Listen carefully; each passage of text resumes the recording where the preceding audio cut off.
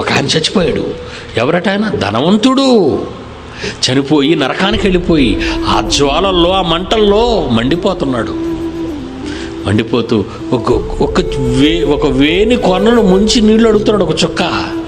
అప్పుడు నువ్వేమో భూమి మీద పుట్టి డబ్బు ఉంది కదా అని నీ ఇష్టం వచ్చినట్టుగా నీ పని చేసుకున్నావు. ఉదయం లేచిన కాడికి రాత్రి పడుకున్నంత వరకు నీ పనే, నెలంతా నీ పనే, సంవత్సరం అంతా నీ పనే, బ్రతుకంతా నీ పనే. ఇక్కడికి వచ్చి నీళ్ళు అడుగుతున్నావు నువ్వే. కుమారుడా, నీవు నీ జీవిత కాలమందు నీకిష్టమైనట్టు సుఖం అనుభవించావు కదా,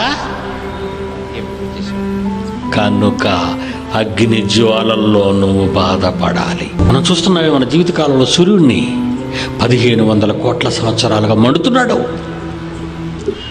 మన తాతలు అదే చూశారు, మన తాతలు అదే చూశారు.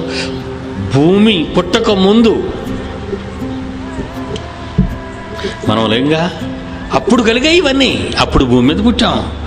ఆదాము నుంచి ప్రతి ఒక్కళ్ళు ఆ సూర్యుడిని చూస్తున్నారు. ఆనాటి నుండి మండుతూనే ఉంది. ఎప్పుడైనా తగ్గిందా? వేడి తగ్గిందా? వెలుగు తగ్గిందా? చెప్పండి. సృష్టిలో మన కళ్ళ ముందు కనిపించే సూర్యుడే మండుతుంటే ఆత్మ అంటే ఏంటి తెలుసు? పురుగు అన్నాడు దాన్ని. పురుగు ఆత్మ. నరకమున వారి పురుగు చావదు, అగ్ని ఆరదు. ఇక్కడ సూర్యుడు ఆరటం లేదు 1500 కోట్ల సంవత్సరాలుగా. నరకం ఎలా ఉంటుంది చెప్పండి? అగ్ని ఆరదు, ఆత్మని నీ పురుగు చావదు.